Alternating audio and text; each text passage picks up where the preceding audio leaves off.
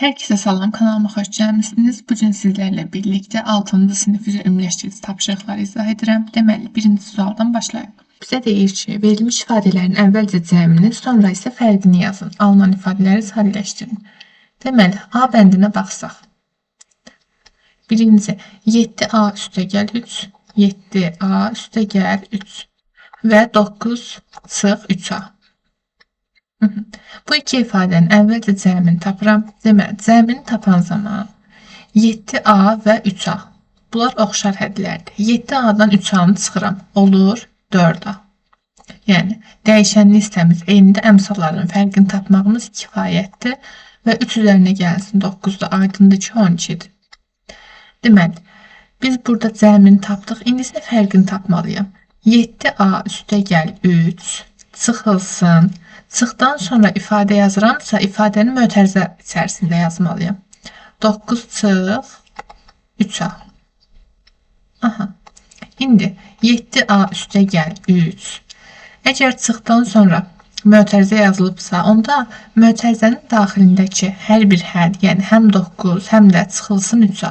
Bunların hər birinin işarəsi əksinə dəyişəcək. 9-un işarəsi burada müsbətdir, yəni burada yazılmayıbdır, amma yazılmayan həmişə müsbətdir.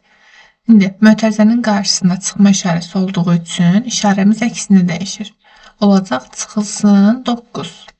Burada çıx 3A yazılıb, mötərizənin qarşısında çıxma işarəsi olduğu üçün çıx 3A yox, işarəsi əksinə dəyişir, yəni üstəgəl 3A olacaq. İndi 7A və 3A cəmləyən zaman 7 üstəgəl 3. Əmsalımız 10-dur, dəyişənli hissəmizdə A olaraq qalır, yəni 10-a 3 çıxılsın 9, bu da olacaq. Çıxılsın 6, yəni mənfi 6 olduğu üçün çıx 6. Deməli, A bəndi bizdə yekunlaşdı. İndi keçirəm B bəndini yazmağa. B bəndində yazılıb ki, A üstəgəl 3B və A çıxılsın 3B. Birinci cəmini tapıram. Cəmini tapan zaman üstəgəl 3B, bir də çıx 3B. Baxıram ki, eyni ifadədir 3B, 3B. Bir dəfə müsbət yazılıb, bir dəfə mənfi. Onda bunları toplayan zaman islah gedir. A üstəgəlinsin, A qalır bizdə. Bunların da hər birinin əmsalı yazılmayan 1'dir. Yəni 1A üstəgəl 1A, bunda cəmi olur 2A. Daha sonra bu ifadənin fərqini tapmalıyam. A üstəgəl 3B çıxılsın, mötərizə açıram. A çıxılsın 3B. Bayaq dediyim kimi, mötərizənin qarşısında çıxma işarəsi var. Onda işarələrimiz əksinə dəyişəcək. Birinci ifadə olduğu kimi qalır amma. Deməli, A üstəgəl 3B olduğu kimi qalır. Toxunmuram. İndi bu üstəgəl A'dır, amma qarşısında çıxma olduğu üçün çıxılsın A. İndi çıx 3B yox, mötərizənin qarşısında çıxma olduğu üçün işarəsi əksinə dəyişir. Üstəgəl 3B. Baxıram ki, müsbət A və burada çıxılsın A, mənfi A islah gedir. 3B üstəgəl 3B. Bu da olacaq bizdə 6B. İndi isə baxırıq ikinci sualı. Deməli, ikinci sualın A bəndini yazıram. Mötərizələri açmalıyıq. 9 vurulsun x plus 2y plus 1. 9 vururam hər bir həddə, yəni həm x-a vururam, həm 2y-ə, həm də üstəgəl 1'ə vuracam. 9 vurulsun x. Üzərinə gəlinsin. 9 vurulsun 2y. Üzərinə gəlinsin 9 vur 1. Bu da olur. 9x üstəgəl 18y üstəgəl 9. Daha sonra B bəndinə baxıram. Yenə hər bir həddinə vurmalıyam. Yəni 3 vurulsun mənfici. Çıxılsın 3 vurulsun 2'dir. Daha sonra üzərinə gəlinsin 3 vurulsun 2. Bu da bərabərdir. Mənfi 3C çıx 6D üstəgəl 6. C bəndinə baxıram. Deməli, indi burada baxıram ki, mötərizənin qarşısında mənfi var. Bayaq dediyim kimi işarələr əksinə dəyişir. Mötərizənin daxilində mənfi A yazılıbsa, mənfi A'nın əksi nədir? Müsbət A olacaq. Çıxılsın B yazılıb. Əksinə dəyişir, yəni üstəgəl B olacaq. Üstəgəl 7 yazılıbsa əksinə dəyişir, yəni mənfi 7 olacaq. Və misalın belə deyək də, ifadənin birinci həddi A-dır. Müsbət A-nın müsbəti yazılmayacaq. Yəni bunu indi silirəm. Deməli, bunu silə bilərik. Aha, cavabımız bu şəkildə olacaq. İndi sonuncu, deməli, D bəndinə baxıram. D bəndi. Deməli, burada da mənfi 9-a vururuq. Mənfi 9 vurulsun 2K. Mənfi 9 vurulsun mənfi N. Mənfi N. Sıxılsın.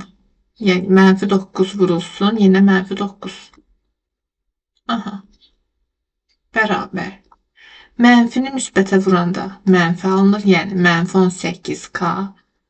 Mənfini mənfiyə vuranda müsbət alınır. Müsbət 9N. Yenə mənfini mənfiyə vuranda müsbət alınır. Üstə gəl 81 yazıq. Cavabımız da olur bu şəkildə. Deməli, 3-cü sualda bizə deyir ki, boş xanalara elə dedilər yazın ki, bərabərlik dəyişənlərin istənilən qiymətində doğru olsun. Birinci baxaq A bəndinə. Baxıram ki, burada bu ifadəni vurub açıb, yəni mötərizəni vurub açıb. Mənə lazımdır burada C-nin əmsalı, düzdür? Mənfi 3 vurulsun 4C. Mənfi 3 vur 4C. Bu olacaq bizdə mənfi 12C. Deməli, C-nin əmsalı nədir? Mənfi 12. Baxıram ki, buradan boş xanada C-nin əmsalı necə verilib? Mənfi verilib, sonra boş xana verilib. Mənfidən sonra bizdə əmsalımız nədir elə? 12. Deməli, burada olacaq 12. Daha sonra burada üstə gəl 9D yazılıb. Mənfi 3 vurulsun, baxın, mənfi 3 vurulsun. Burada D-nin əmsalına baxsaz, qarşısında yenə də mənfi var, düzdürmü? Mənfi, belə yazaq da, mənfi boş xana D. Bərabərdir müsbət 9D-yə. Aha. Deməli, mən burada belə fikirləşək. Onsuz da bilirəm ki, mənfini mənfiyə vuranda cavabım nə olacaq? Müsbət, düzdür. Onda bu mənfiləri buradan silirəm. Çünki mənə təsir eləməyəcək. Mənfini mənfiyə vuranda müsbət eləyir. Bunları silək. İndi 3-ü neçə D-yə vurum ki, 9D alınsın. Elə 3D olacaq, düzdür. Qələm götürmüşəm daha. Deməli, 3-ü neçə D-yə vurum ki, 9D alınsın. Bu da 3D olacaq. Deməli, burada da boş xanaya 3 yazıram. Daha sonra mənfi 3 vurulsun müsbət 1. Bu da olur bizdə. Aydındır ki, elə mənfi 3. Sıxı yazıbdılar. Onda bir dənə mən buraya yazıram. Sadəcə 3 yazıram. İndi B bəndinə baxıram. B bəndində burada artıq bizdən vurğu istəyir ki, necə olsun. Tamam. İndi mənfi 2x almaq üçün x-ı nəyə vuraram? Təbii ki də mənfi 2-yə. Düzdürmü? Mənfi 2-ni x-a vuranda mənfi 2x alınır. Daha sonra indi mən artıq mötərizənin kənarındakı vurğu tapdım. Düzdür? Yəni mənfi 2-ni aha, indi mən mənfi 2-ni tapdıqdan sonra deməli, burada alınıb bizdə mənfi 6y, düzdür? Mənfi 2 vurulsun. Burada artıq müsbətdir. Sadəcə boşluq, bir də y yazıram. Neçə y-ə vuraq ki, cavabımız alınsın mənfi 6y. Mən elə hər tərəfi mənfi 2-yə bölən zaman, deməli, boşluğu saxlayıram, y-i də saxlayıram. Mənfi 6y bölürük mənfi 2-yə. Və biz də bilirik ki, mənfədədə böləndə cavabımız müsbət olacaq. 6-nı 2-yə böləndə 3 alınır, y-də olduğu kimi. Deməli, burada onsuz da məndə y yazılıbdır. Əmsalı da elə müsbət 3-dür. Deməli, burada da boş xana olacaq 3. İndi bir dənə bizdə qaldı sonumuzunu tapmaq. Mənfi 2 vurulsun, mənfi 1. Mənfi 2 vur, mənfi 1. Bu da olur müsbət 2. Baxıram ki, burada müsbətini yazıbdılar. Onda yalnız və yalnız 2 yazırıq. Bu da belə. Deməli, indi keçirik artıq 4-cü suala. Baxırıq 4-cü suala. Təhlilləri həll edin və cavabı yoxlayın deyir. Deməli, 0.5 vurulsun x. 0.5. Vurul yazmasaq da olar. Yəni, vur x ilə 0.5x deməkdir. Yəni, vur yazılmaya da bilər. Üzərinə gəlinsin 3. Bərabərdir 6. İndi tənliyi həll etmək üçün nə edirik? 0.5x olduğu kimi qalır. Bərabərdir yazıram. Yadınızda saxlayın. Deməli, bərabərlikdə bərabərliyin solunda və ya sağında fərq etməz. Hər hansı bir hədd bərabərliyin digər tərəfinə keçirsə, onun işarəsi əksinə dəyişir. Yəni işarəsi müsbət idisə dəyişəcək olacaq mənfi, yəni çıxılsın. Sonra vurma idisə digər tərəfə keçəndə olacaq bölmə. İndi məsələn 0.5x 3'ü digər tərəfə keçirəndə olacaq artıq 6 olduğu kimi qalır öz yerində. Üstə gəl 3 yox, çıx 3 yazıram. Bu da olur 3. İndi bizdə nə alındı? 0.5 vurulsun x bərabərdir 3'ə. X da bərabərdir nəyə? 3 olduğu kimi qaldı, düzdür?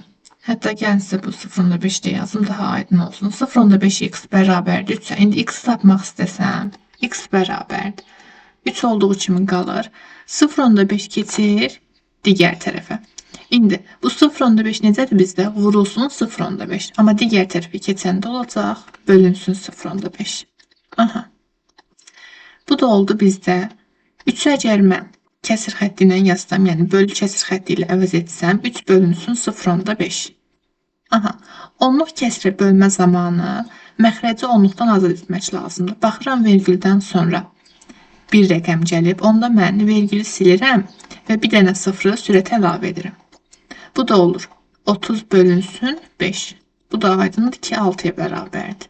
Birinci tənliyin cavabı olur x bərabər 6.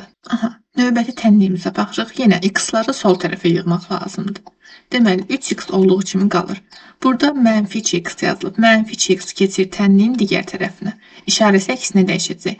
Mənfi idisə olur, üstə gəl 2x bərabərdir. 21 elə sağ tərəfdə də olduğu kimi qalır. 6 keçir digər tərəfə. Üstə gəl 6 idi, digər tərəfə keçəndə əksinə dəyişir, yəni çıx 6 olacaq. 3x və 2x'in cəmi olur 5x bərabər 21 çıx 6 olur 15. X da bərabərdir 15. Deməli burada vur 5'dir, digər tərəfə keçəndə olacaq bölünsün 5. Bu da bərabərdir 3'ə. X bərabərdir 3 almış. İndi növbət tənliyə baxıram. Deməli birinci gəlin belə yazaq. 2 üstə gəl x bərabərdir 2, deməli. Burada 0.2 necə yazılıb? Vurulsun 0.2, digər tərəfə keçəndə olacaq, bölünsün 0.2. Bunu da belə yaza bilərəm. 2 böl, məxrəcdə 0.2. Deməli, vergüldən sonra bir rəqəm gəlir, onda mən vergülü silirəm, sürətə bir dənə 0 əlavə edirəm. Bu da oldu nə? 20 bölünsün 2. Yəni ona bərabərdir. Deməli 2 üzərinə gəlinsin x bərabərdir 10'a, onda x bərabərdir 8'ə. Tənliyimizin cavabı olur 8. İndi isə növbəti tənliyə baxıram. Deməli 7 çıx 3x'i yazıram. İfadədə mötərizədə də olduğu kimi yazıram. Bərabərdir. 1 sağ tərəfdə də onda olduğu kimi yazıram. 1. İndi burada mənfi 2'ni digər tərəfə keçirdən zaman burada işarəmiz nədir? Yəni bəlkə mənfi 2 fikirləşəcəksiniz, amma xeyr. Fikir verirsəz işarəmiz, yəni əməl olaraq mən işarəni nəzərdə tuturam, bölünsündür. Böl mənfi 2 digər tərəfə keçəndə olacaq, vurulsun mənfi 2. İndi 7 çıxılsın 3x bərabərdir. 1'i mənfi 2'yə vuranda cavabımız olur elə mənfi 2. İndi yenə mənfi 3x olduğu kimi qalır. Mənfi 2 də olduğu kimi qalır. 7 keçir tənliyin digər tərəfinə. 7'nin işarəsi burada yazılmayıbdır. Yazılmayan müsbət deməkdir. Digər tərəfə keçəndə də olur. Çıxılsın 7. Aha. Mənfi 2 çıx 7. Mənfi 9'dur. İndi mənfi 3x bərabərdir. Mənfi 9. X da bərabərdir. Mənfi 9. Bu mənfi 3x nədir? Mənfi 3 vurulsun x-dir. Vurun əksi də bizdə bölməkdir. Onu da yazıram. Bölünsün mənfi 3. Mənfi 9'u mənfi 3'ə böləndə də olur 3. İşarəsi də müsbətdir. Çünki mənfini mənfiyə böləndə cavabımız müsbət olurdu. Növbəti tənliyimizə baxırıq. Deməli, burada gəlin mötərizənin işarəsini açaq. Necə açıram? Demişdik bayaq ki, mötərizənin qarşısında mənfi varsa, daxildəki hər bir həddin işarəsi əksinə dəyişir. Yəni, bu x burada müsbət x-dir, bilirsiniz. İndi qarşıda mənfi olduğu üçün əksinə dəyişir. Yəni olur mənfi x, mənfi 3 olur, yenə əksinə dəyişir, müsbət 3 olur. Davamı olduğu kimi qalır. Mənfi 2x bərabərdir 3x çıx 3'ə. Deməli burada mənfi x Deməli, mənfi x, bir də mənfi 2x. Bunları hesablayıram ki, olur. Bunun əmsalı nədir? Yəni 1-dir də yazılmıyor. Mənfi 1 çıx 2, yəni mənfi 3 verir. Mənfi 3x üzərinə gəlinsin 3 bərabərdir 3x çıx 3. İndi burada 3x'i keçirdirəm sol tərəfə. Burada üstə gəlinsin 3'ü də sağ tərəfə keçirəcəm. Mənfi 3x olduğu kimi qalır. Burada 3x'in işarəsi üstə gəldi yazılmayan. Digər tərəfə keçəndə olur, çıxılsın 3x. Bərabərdir. Mənfi 3 olduğu kimi qalır. İndi üstə gəl 3 digər tərəfə keçəndə olur, çıxılsın 3. Mənfi 6x bərabərdir. Mənfi 6. X də bərabərdir. Mənfi 6. Deməli, burada mənfi 6 vurulsun x-dir. Digər tərəfə keçəndə bölünsün olacaq. Yəni, böl mənfi 6. Bu da olur müsbət 1. Deməli, indi yenə eyni qaydada 3'ü vururam 2x-a, bir dəfə də çıxılsın 4'ə. 3 vurulsun 2x olur 6x. 3 vurulsun 4 12'dir. İşarəmizə çıxılsın da burada çıx 12 yazıram. Bərabərdir.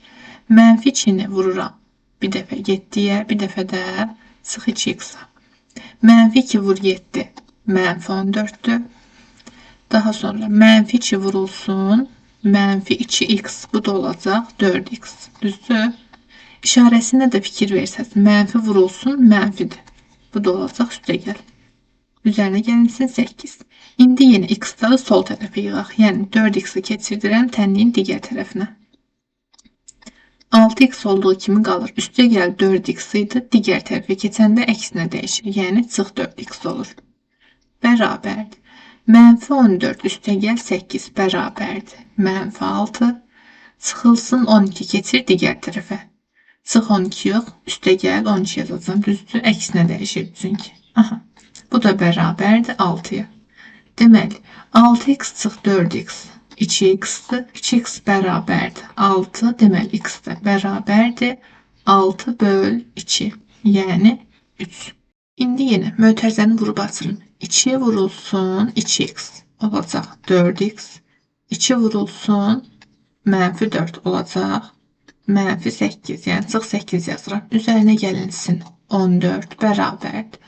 3 vurulsun 2 yəni 6. Bir də 3 vurulsun çıx 3x yəni mənfi 9x. İndi yenə davam edirəm. 4x mənfi 8 üstə gəl 14 olacaq. Üstə gəl 6 bərabərdir 6 çıx 9x-a. İndi burada x-ları yenə keçirdirəm bir tərəfə. 4x çıx 9x olur. Üstə gəl 9x bərabərdir 6. Üstə gəl 6 digər tərəfə keçəndə olur çıx 6. 4x və 9x'in cəmi 13x'dir. 6'dan 6 çıxıram 0. 13 vurulsun x 0'dır. Deməli, avtomatik x də elə 0'dır. Çünki 0'ı nəyə vursam cavab 0 olur. Və nəhayət bir dənəsi qaldı.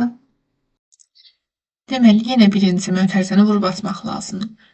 Mənfi 2'ni vururam 1'ə. Bu olur elə mənfi 2. Mənfi 2'ni vururam mənfi 2x-a.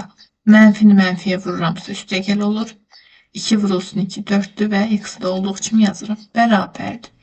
2 vurulsun x 2x'dir. 2 vurulsun 2 burada işarəmiz çıxmadı. Yazıram çıxılsın 4 olacaq. İndi yeni x'ları bir tərəfə yığacağım. 4x. Burada 2x'in işarəsi müsbətdir. Müsbət 2x digər tərəfə keçəndə olacaq çıxılsın 2x bərabərdir. Mənfi 4 olduğu kimi qalır. Burada mənfi 2 var. Mənfi 2'ni keçirdirəm tənliyin digər tərəfinə.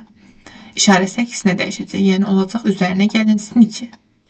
4x-dan 2x çıxanda olur 2x bərabərdir. Mənfi 4 üstə gəl 2 də olacaq mənfi 2. Buradan x bərabərdir mənfi 2. Deməli, burada 2 vurulsun idi. Digər tərəfə keçəndə olacaq bölünsün 2. Mənfi 2'ni 2'ye böləndə mənfi 1 olur. Aha, bununla da 4-cü sualda yekunlaşdı. İndi keçirik 5-ci suala. Deməli, 5-ci sualda bizə deyir ki, K-nın hansı ən böyük qiymətində kəsirlərin qiyməti natural ədədlərdir. Deməli, Bizə lazımdır K-nın ən böyük qiyməti. Aha. K-nın ən böyük qiymətində hər iki kəsir də natural qiymət olmalıdır. Deməli, 56 bölünsün K, həm də 98 böl K. Hər ikisi də natural olmalıdır. Yazıram. Hər iki kəsirdə aidin natural ədədlər çoxluğuna. En yazdığı natural ədədlər çoxluğunu göstərir. İndi hər ikisi natural olmalıdır. Mən də kəsirini bilirəm ki, sürəti bölünəndir. Məxrəc, yəni buradakı hər iki məxrəcdə K-dır. K bizdə artıq nə olmuş oldu? K olur bizdə bölən. Düzdür? Bölən. K bizdə böləndir. Deməli mən ən böyük böləni axtarıram. Amma ən böyük necə bölən? Həm 56-nın, həm 96-nın bölənidir. Deməli K bizdə neymiş? Ən böyük. Hər ikisinə aid olduğu üçün ortaq yazıram. Ən böyük ortaq bölən. Və biz də bilirik ki, ən böyük ortaq bölən bizdə nə anlanırdı? Əbob. Deməli, mən əbob tapmalıyam. Hansı ədədlərin əbobunu axtarıram? 56 və 98-in. 56 və 98-in əbobunu tapmaq üçün hər ikisini deməli sadə vuruqlarına ayırıram. 56-nın sadə vuruqlarına ayıranda mən 7-dən başlamaq istəyirəm. Fərqi yoxdur, siz 2-dən də başlaya bilərsiniz. 56-nı 7-yə bölürəm, 8 alınır. 2-yə bölürəm, 4 alınır. Yenə 2-yə bölürəm, 2 alınır. Və yenə 2-yə bölürəm, 1 alınır. Daha sonra 98-i də eyni qaydada vuruqlarına ayırıram. 2-dən başlasam 2-yə bölən zaman 49, 7-yə bölürəm. Yenə 7, 7-yə bölürəm, 1. Deməli, indi əbob tapanda, əbob biz necə tapırdıq? Hər iki ədədində ortaq vuruqlarının hasilini götürürəm. Baxıram ki, 56-da bir dənə 7 var. Eyni qaydada 98-də də 7 var. Onda ortaq vuruğumuzun biri 7-dir. Daha sonra baxıram 98-də 2 var. Eyni qaydada 56-da da 2 var. Yazıram, vurulsun 2. Baxıram ki, digər vuruqlar 56-da yalnız 2 qaldı. 2 vur 2. 98-də də yalnız 2 qaldı. Yəni 7 və 2-dən başqa artıq bizdə ortaq vuruq yoxdur. Elə əbobumuz da 7 vur 2-dir, yəni 14.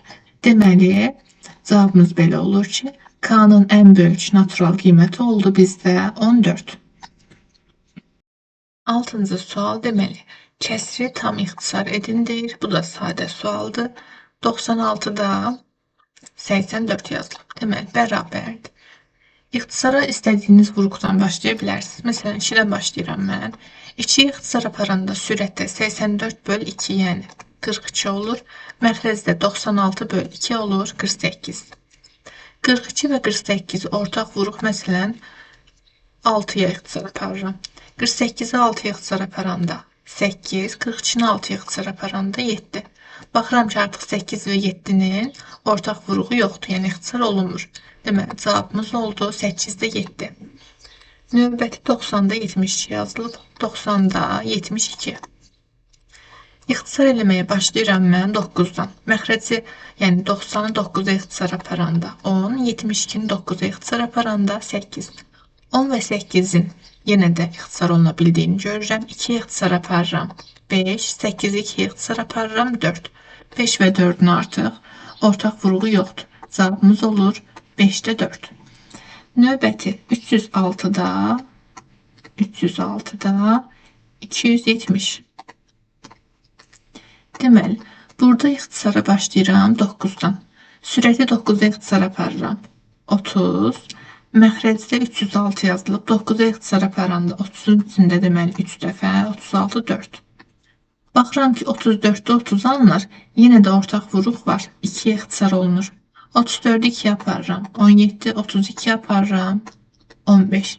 Artıq 17 və 15-in ortaq vuruğu yoxdur. Deməli, tam ixtisar olunmuş formu oldu. 17-də 15. Növbəti baxıram 405-də 297. İndi mən yenə ixtisara başlayıram 9-dan. 9-a ixtisar aparanda məxrəcdə olacaq 45, sürətdə olacaq. Deməli, 3-ə gedir də bu. 33 olacaq. 45 və 33-dən yenə də ortaq vuruğu var 3-dür. 45-i 3-ə böləndə 15. Sürətdə 33-ü 3-ə ixtisar aparıram. 11. 15 və 11-in ortaq vuruğu yoxdur. İxtisar olunmayan formadır. Deməli, indi növbəti bizdə qaldı 646-da 532. Baxıram ki, hər ikisi cüzdətdir, onda 2-yə bölünəcək. 646-nı 2-yə ixtisar aparıram. 323. 532-ni 2-yə ixtisar aparıram. 266. İndi mən baxıram ki, burada ortaq vuruq son rəqəmindən bunlar 19-a 19-a ixtisar olunacaq. Deməli, 266-nı 19-a ixtisar aparıram. Bu olacaq 14. 323 19'a ixtisar aparıram. Bu da olacaq 17. Aha. Baxıram ki, 17 və 14-ün də ortaq vuruğu yoxdur.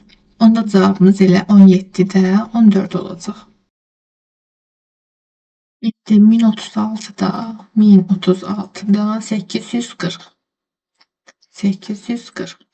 Deməli, birinci ixtisar apara bilərəm 4-ə. Çünki hər ikisinin də deməli 4-ə bölündüyü məlumdur. Hardan məlumdur desəz, biz çox rəqəmli ədədlərin bölünməsinin əlamətlərini öyrənmişik ki, son iki rəqəm, məsələn 840-ın son iki rəqəminin əmələ gətirdiyi ədəd nədir? 40. 1036-nın son iki rəqəminin əmələ gətirdiyi ədəd 36-dır. Həm 40, həm də 36 4-ə bölünür. Deməli, həmin ədəd də 4-ə bölünəcək. Deməli, 840-ı 4-ə ixtisar aparanda olur 210. 1036-nı 4-ə ixtisar aparanda bu olacaq bizdə 2 dəfə, 23-də də 5 dəfə yerləşir, 36-da da 9 dəfə. 259-da 210. Bunların hər ikisi də 7-yə ixtisar olunur. 210-u 7-yə aparanda olur 30. Aha, 259-u 7-yə ixtisar aparanda cavabımız olacaq bizdə 30, deməli 49-da da 7 dəfə, 37. Baxıram ki, 37 və 30-un ortaq vuruğu yoxdur. Deməli, ixtisar olunmur. 37'də 30 olaraq qalacaq. 6-cı sual da bitdi. 7-ci suala baxırıq. Deməli, buradan işarələyək 7-ci sual. Modul A və modul B 5 və 2 olarsa, A üstəgəl B cəmi neçə fərqli qiymət ala bilər? Bu qiymətləri tapın. Deməli, modulda A bərabərdir 5-ə. Eyni qaydada modulda B bərabərdir 2-yə. Mən də bilirəm ki, moduldan hər zaman müsbət çıxır. Yəni, burada A bərabərdir, müsbət 5-də ola bilər. A bərabərdir, mənfi 5-də ola bilər. Nəyə görə? Mən bura mənfi 5-də yazsam, moduldan, yəni mənfi 5 moduldan necə çıxacaq? Müsbət 5 kimi. Və yaxud da mən bura müsbət 5 yazsam, yenə də moduldan çıxanda müsbət olacaq. Yəni, A-nın 2 qiyməti var. Həm müsbət 5 ola bilər, həm də mənfi 5 ola bilər. Eyni qaydada B üçün də keçərlidir. Deməli, B bərabərdir. B müsbət 2 də ola bilər, mənfi 2 də ola bilər. Çünki yenə bura müsbət 2 yazsaydım, moduldan çıxanda müsbət 2 olacaq və yaxud da mənfi 2 yazmış olsaydım, indi mənfi 2-ni hara yazdım, yenə buraya yazdım. Mənfi 2 yazsaydım da müsbət 2 çıxacaq. İndi A üstəgəl B-nin qiymətlərini istəyir. Əgər A müsbət 5 olsaydı, tutaq ki, birinci hal kimi yazaq, birinci haldır. Müsbət 5 olsun, B-ni də götürürəm müsbət 2 kimi, məsələn, 5 və 2-nin cəmi. Oldu 7. Bu oldu bizim birinci halımız. İkinci hal necə ola bilər? A-nı götürürəm yenə də 5, B-ni götürürəm mənfi 2, üzərinə gəlinsin, mənfi 2. 5 və mənfi 2-nin cəmi olur müsbət 3. Üçüncü hal necə ola bilər? Artıq 5 götürmürəm, çünki 5-lə hər iki halı yoxladım. İndi mənfi 5-lə götürürəm. A-nı götürürəm mənfi 5, üzərinə gəlinsin. B-ni götürürəm müsbət 2. Mənfi 5-lə 2-nin cəmi olur mənfi 3. Dördüncü halda mənfi 5 ilə mənfi 2-ni götürürəm. Üzərinə gəlinsin mənfi 2. Bu da bərabərdir mənfi 7. Bizə deyir ki, neçə fərqli qiymət ala bilər? Buradan da görürəm ki, 4 dənə fərqli qiymət ala bilir. Bu qiymətlər tapın deyir. 7-dir, 3-dür, mənfi 3-dür, bir də mənfi 7-dir.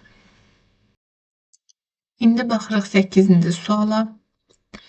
Deməli, A və B ədədləri üçün ifadələrin qiymətini hesablayın və artan sıra ilə yazın.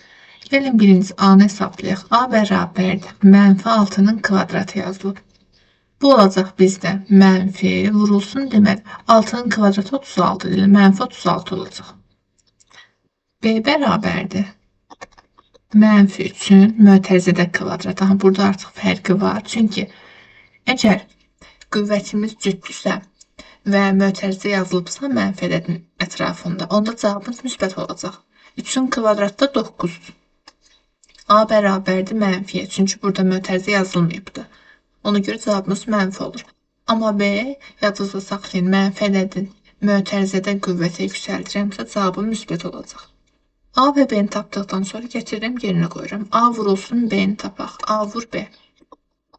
Mənfi 36 vurulsun 9. Bu da olacaq. Mənfi ədədi müsbətə vuranda cavab mənfi olur.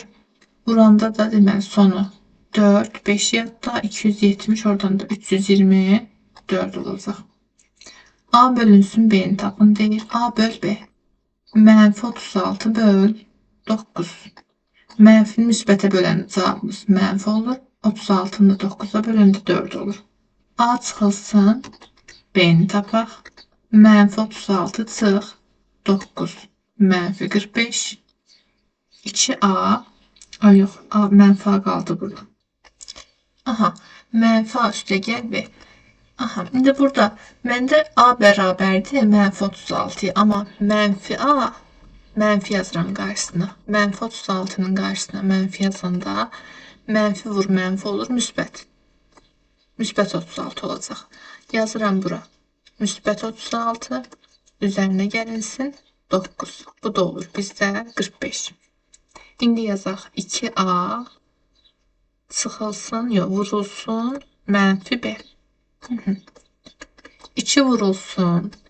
A bizdə mənfi 36 idi. Mənfi 36. Vurulsun mənfi B. B'də 9 idi. Mənfi B'də olur mənfi 9.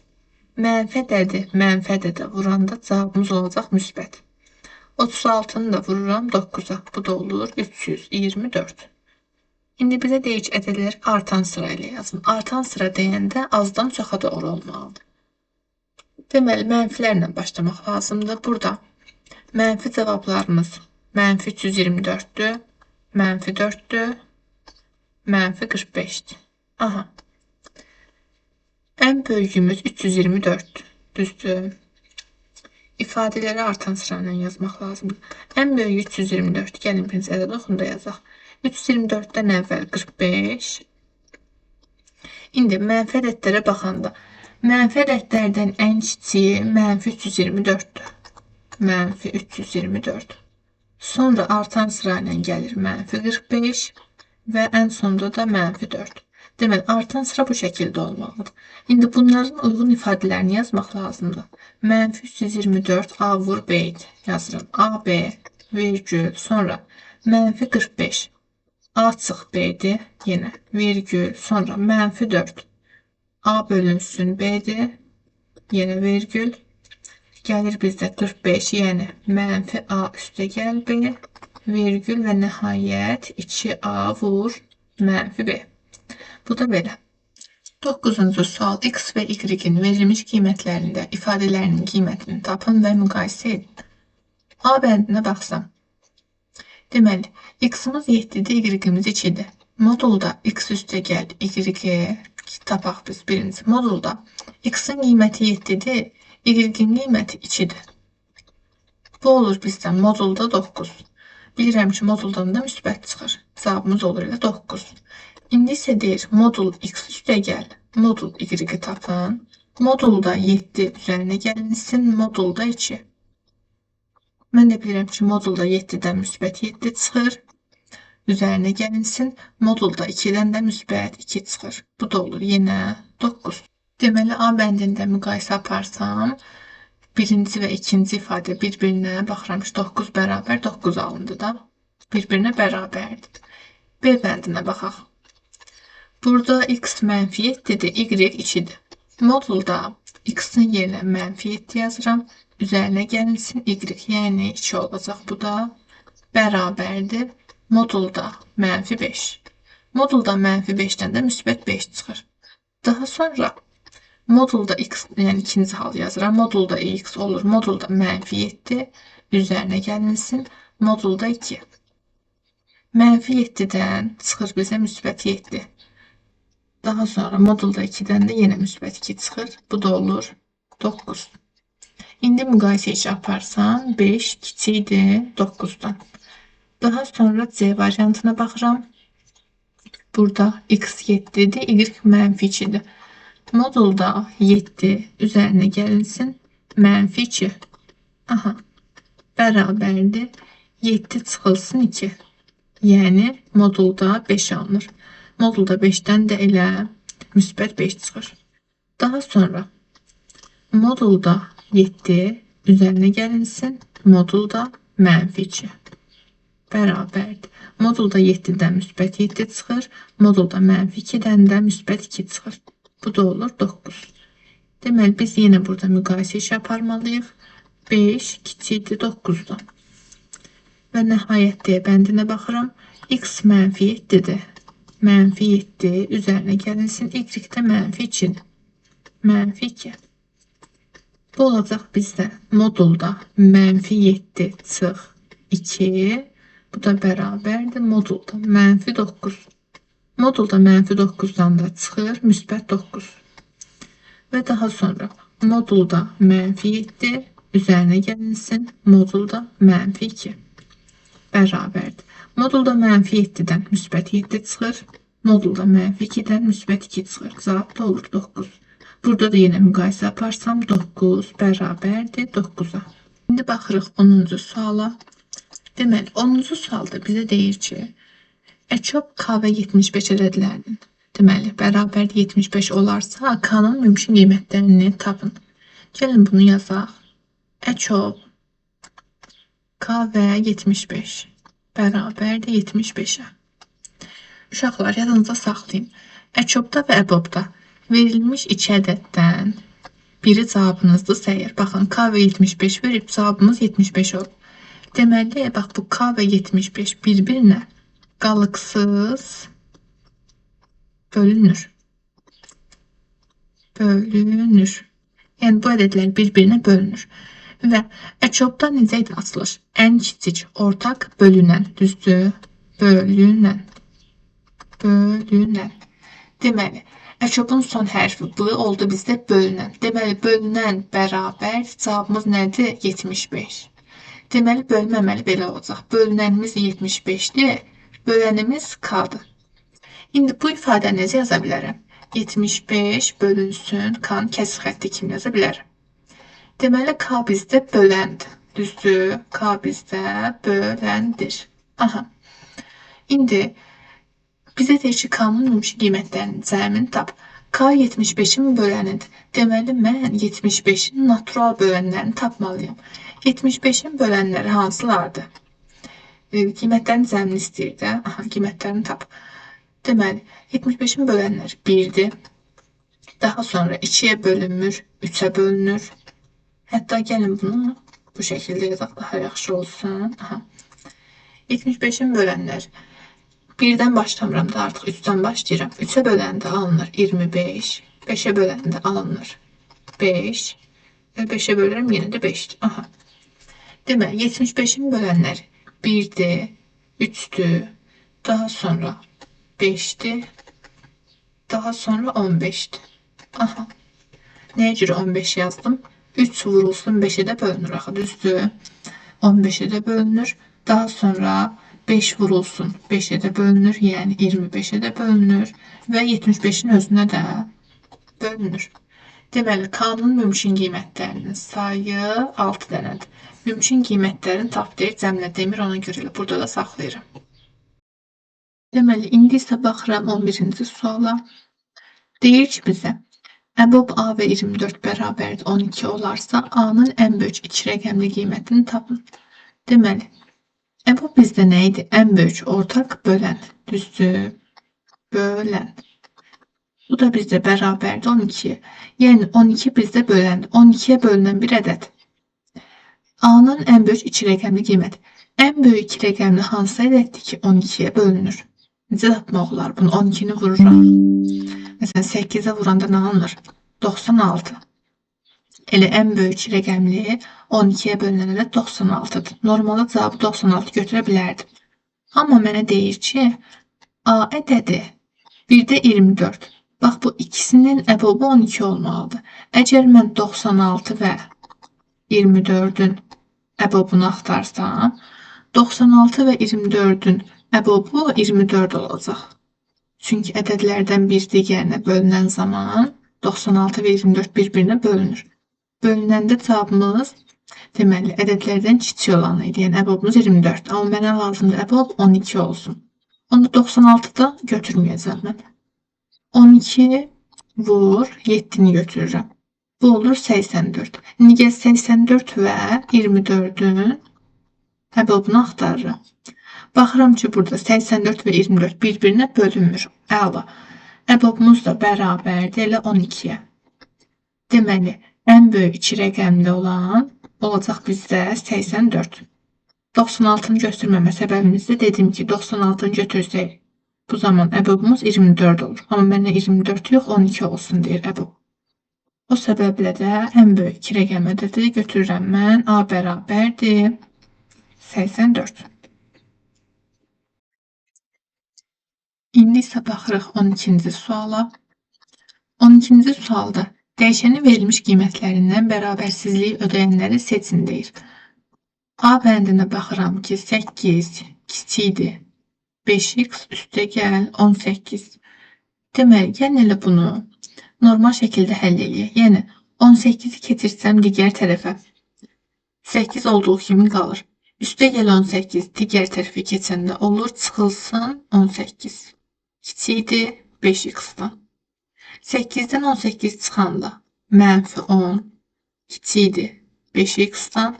Mənə x-in qiymətləri lazım olduğu üçün burada vur 5-dir. Digər tərəfə keçəndə olur böl 5. Yəni -10 böl 5 kiçikdir x-dan. -10 da 5-ə böləndə -2 kiçikdir x-dan. Deməli, x-in qiymətləri, əl toxumunu göstərirəm. X-in qiymətləri -2-dən böyükdür. Böyükdür deyəndə ədəd oxunda sağ tərəf nəzərdə tuturam, düzdür? Yəni -2-dən böyük qiymətlər. Burada 2 yazılıb. 2 -2-dən böyükdür. Deməli, doğrudur, götürəcəm. 1 olar, 0 yenə olar. -1. -1 bilirəm ki, -2-dən böyükdür. Sağda yerləşir, doğrudur, olar. -2 olmaz. Niyə? Əgər -2-ni x-in yerinə qoysam, bizdə burada bərabərlik halı alınacaq. Baxın, 8, burada 8-dir bu heç. 5 vur -2, -10 üstə gəl 18. Bu da olur 8. Yəni 8 bərabərdir 8 halı alınır. 8 bərabər 8. Amma mənə deyir ki, kiçik olsun. Yəni bərabər olmasın. -2-ni götürə bilmərəm. Əgər ifadə belə olsaydı 8 kiçikdir, bərabərdir 5x üstə gəl 18. Bu deməkdir ki, 8-ə bərabər də ola bilər. Hə, əgər ifadə bu şəkildə verilsəydi, -2-ni götürərdim. Amma bizə kiçik bərabər yox, yalnız kiçikdir kimi verilibdir. Ona görə də -2-ni götürə bilmərəm. Deməli, bunu da üstündən xətt çəkək, qarışmasın. Aha. -3 verilib, -3 də ədəd oxunda -2-dən solda yerləşir. Yəni, bizim bərabərsizliyin cavabı deyil. -3-ü də götürmürəm. İndi baxıram B bəndinə. Deməli, 3x çıx 2 kiçikdir, bərabərdir 13. Deməli, 3x kiçikdir, bərabərdir. Çıxılsın 2 keçir digər tərəfə. Yəni 13 üstə gəl 2 olacaq. 3x kiçikdir, bərabərdir 15-dən. X da yenə kiçikdir, bərabərdir. Vurulsun 3 idi. Digər tərəfə keçəndə olacaq böl. Yəni 15 böl 3 yazıram. X kiçikdir, bərabərdir 5-dən. İndi əl toxumda göstərsəm 5-dən kiçikdir deyirsə ədəd oxunun sol tərəfi mənə lazımdır. Düzdür? Yəni 5-dən kiçik qiymətlər. Və burada altından xətt çəkib. Düzdür? Deməli 5-ə bərabər də ola bilər x. Yəni x həmçinin 5-ə bərabər ola bilər.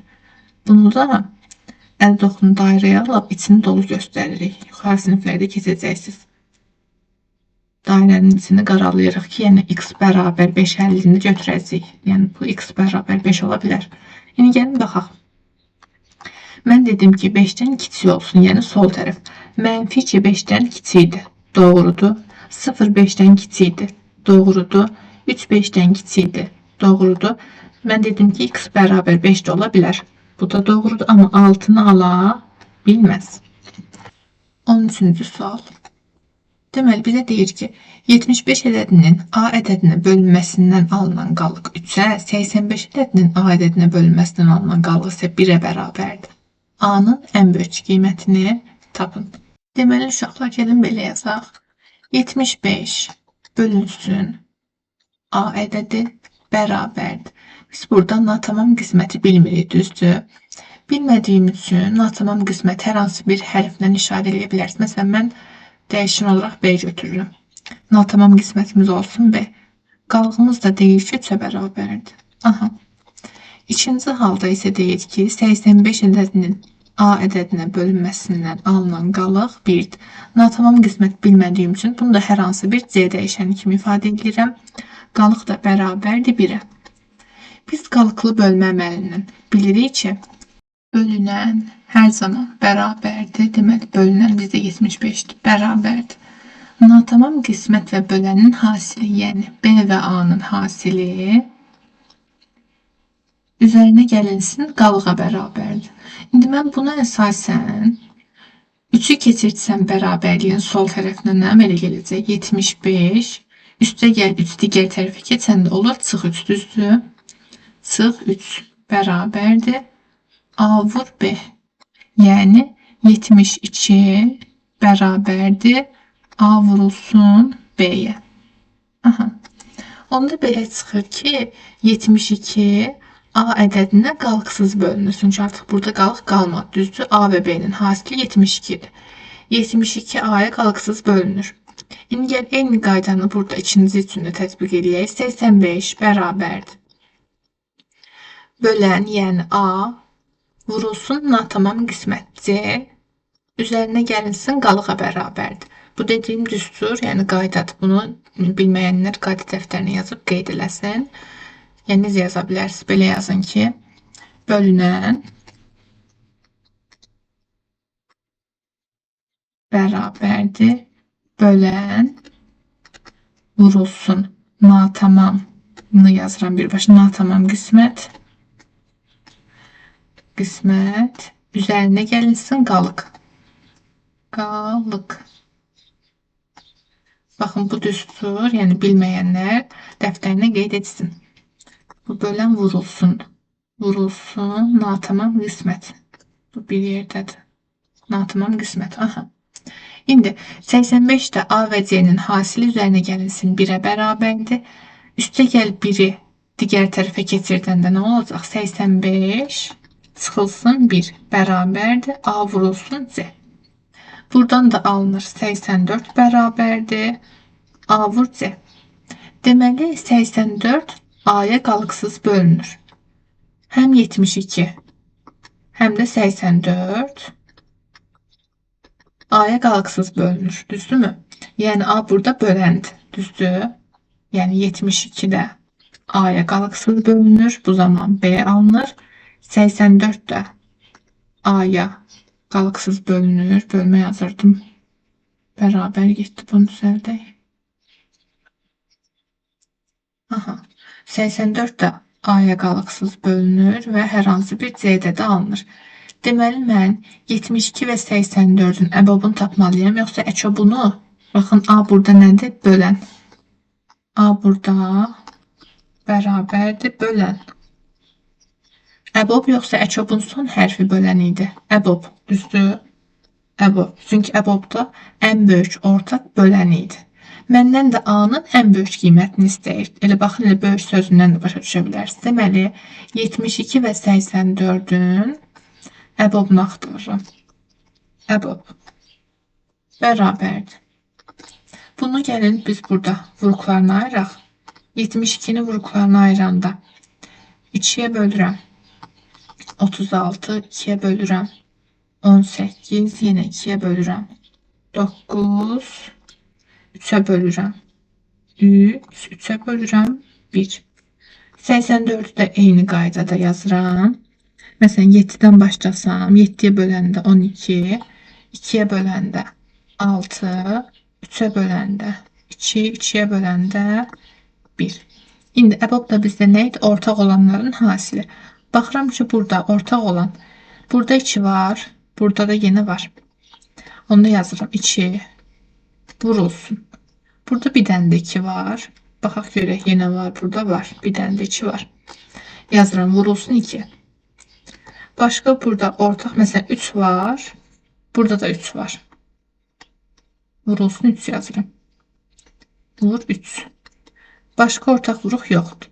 2 vur 2, 4'ü 4'ü 3'ə vuranda 12. Deməli A'nın ən böyük qiyməti olur 12.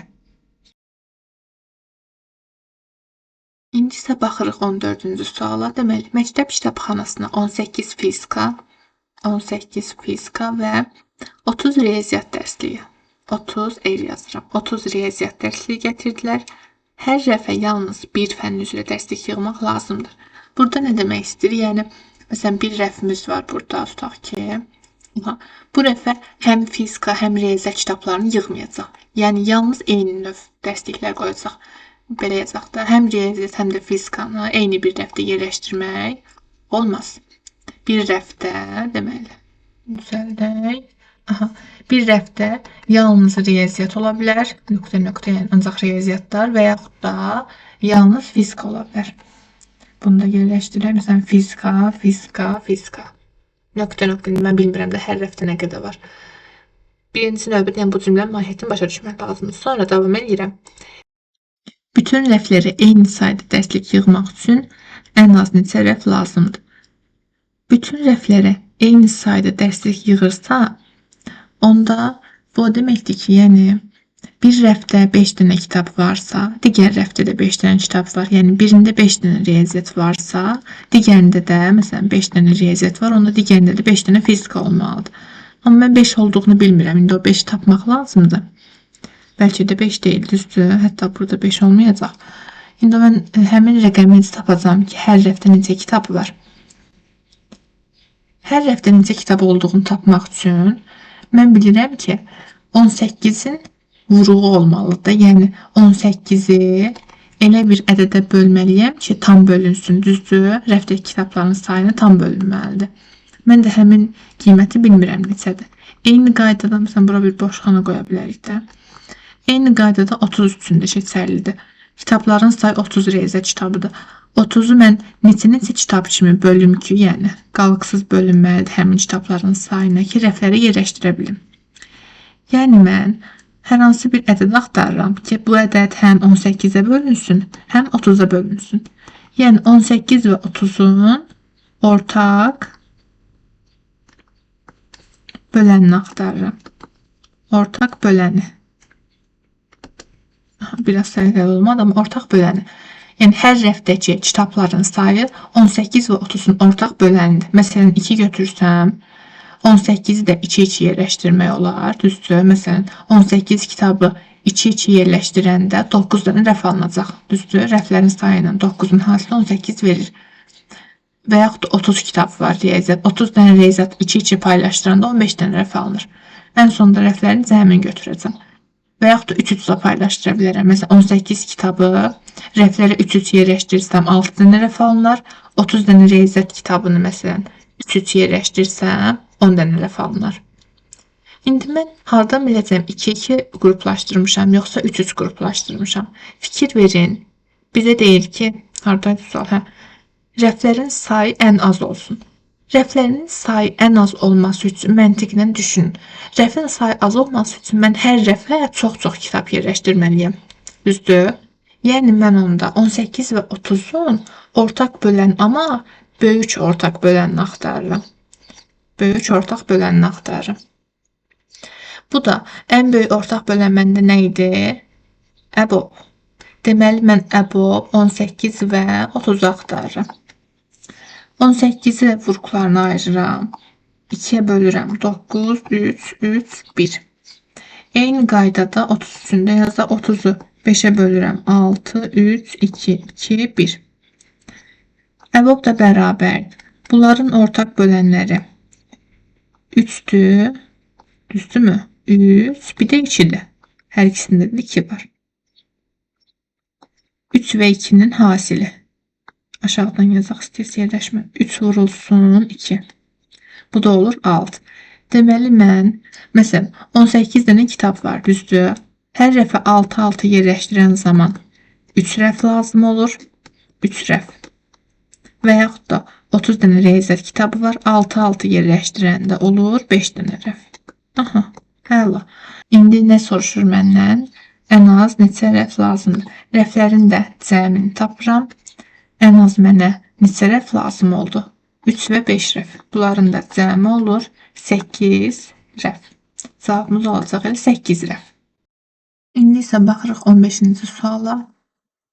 Deyir ki, bizə idman dərsində şagirdlərin yarısı hər zərgədə 8 nəfər, digər yarısı isə hər zərgədə 12 nəfər olmaqla sıralara düzüldülər. Şagirdlərin sayı nə qədərdir bilmirəm. Və deyir şagirdlərin yarısı. Məsələn, şagirdlərin yarısını bir x-dan işarələyirəm. Məsələn, şagirdlərin yarısı x-dır, düzdür. Bir digər yarısı da buna bərabərdir. Təbii ki, o da x-dır. Onda bütün şagirdlərin sayı bu x-ların cəmi olur da. Sinifdəki şagirdlərin sayı x üstə gəl x olacaq. Yəni 2x olacaq. 2x. Aha. Deməli, şagirdlərin yarısı, yəni x, hər zərgədə 8 nəfər olmağa düzülə bilir. Onda deməli, bax bu x bizdə 8-ə qalqısız bölünür.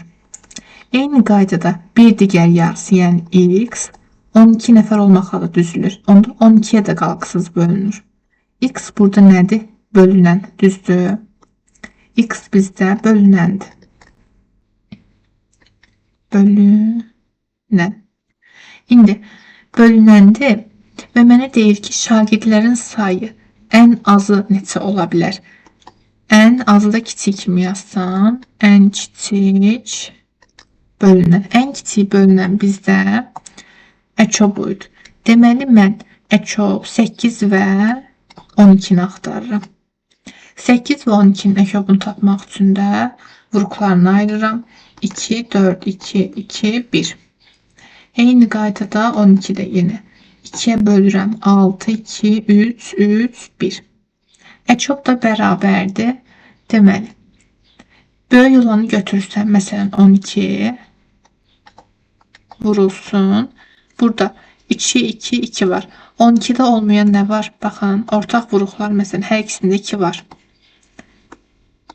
Hər ikisində 2 var. Deməli, 8'də bir dənə əlavə bir dənə də 2 var. Düzdür. Onda 12'ni vururam həmin 2'yə. Əkobumuz bərabərdir 24'ə. Deməli, x bərabərdir 24. Sinifdəki şagirdlər isə nəyə bərabər idi? 2x-a. Yəni, elə bir ki, bir qrup 24'dür, digər qrup da 24'dür. Cəmi neçə şagird olacaq? 2 vur 24, yəni 48 nəfər var. Bu cümlə bu qədər uşaqlar. İzlədiyiniz üçün təşəkkür edirəm. Ümid edirəm ki, videom sizin üçün faydalı oldu.